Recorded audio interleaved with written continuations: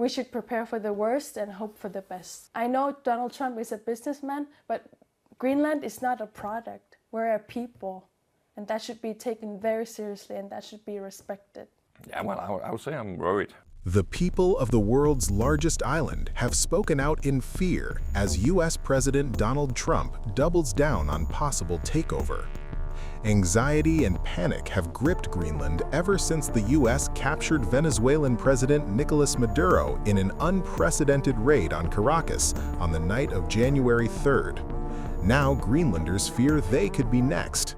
I think we're not a business, we're a people. We're a people with our own country and culture, language. We are not a product. So I think people should really think about that.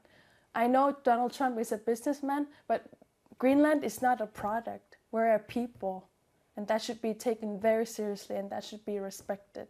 We should be the people that is in focus here. And when the Greenlandic people have shown time and again that we want independence, we should explore the possibilities for independence in our current situation. We've been talking about that, what we're going to do if something happens. Should I need to go to Denmark to the children? Should I stay here? Stuff like that. So it's getting very practical thoughts about what's going to happen if something worse happens. With Mission Venezuela done and dusted, Donald Trump has revived his argument that the U.S. needs to control the world's largest island to ensure its own security in the face of rising threats from China and Russia in the Arctic. U.S. Secretary of State Marco Rubio is expected to meet with Danish officials next week at the request of Danish Foreign Minister Lars Løkke Rasmussen and his Greenland counterpart Vivian Motzfeldt. However, Rubio cleared that the U.S. is intended to purchase Greenland and is opposed to using military force. Mr. Secretary, on Denmark, why has the administration not taken Denmark's offer to discuss the situation in Greenland? And well, I'll be meeting with them next week. But will you take military intervention off the table? I'm not here to talk about Denmark or military intervention. I'll be meeting with them next week. We'll have those conversations with them then. And but I'm not having anything further to add to that today. Can you clarify your comments to lawmakers? Does the U.S. intend to buy Greenland? Does the U.S. intend to buy Greenland? Can you clarify your comments to lawmakers this week? Well, that's always been the president's intent from the very beginning. He said it very early on. I mean, this is not new. He talked about it in his first term, and he's not the first U.S. president that has examined or looked at how could we acquire Greenland. There's an interest there. But so I just reminded them of the fact that not only did Truman want to do it, but President Trump's been talking about this since his first term. White House Press Secretary Carolyn Leavitt defended Trump administration's intention to take over Greenland.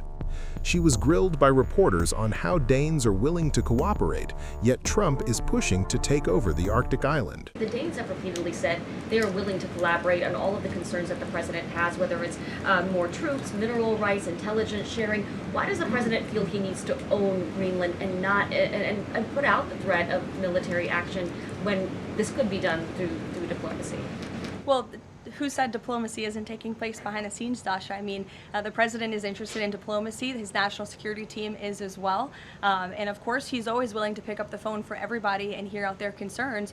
But the president is the president of the United States of America, and he's always going to be very clear about what he views as being in our nation's best interest. We can house personnel on the island. The U.S. has control of landings, takeoffs, anchorages, etc. So I'm curious if you could just spell out for the American public, what specifically would the U.S. gain by taking control of Greenland that the U.S. doesn't already have access to right now? More control over the Arctic region and ensuring that China and Russia and our adversaries cannot continue their aggression in this very important and strategic region. And there would be many other benefits as well that, again, the president and his national security team are currently talking about. Europe is alarmed. Previously, France, Germany, Britain, and others joining Denmark in declaring Greenland belongs to its people.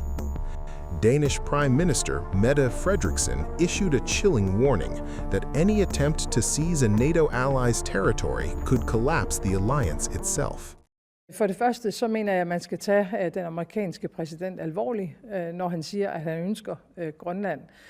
Men jeg vil også gøre klart, at hvis USA vælger at angribe et andet NATO-land militært, så hører alting op, altså inklusiv vores NATO og dermed den sikkerhed, som er blevet tilvejebragt siden afslutningen på 2. verdenskrig. Jeg er enig i, at det er vigtigt, at der er sikkerhed og fred og tryghed i det arktiske område.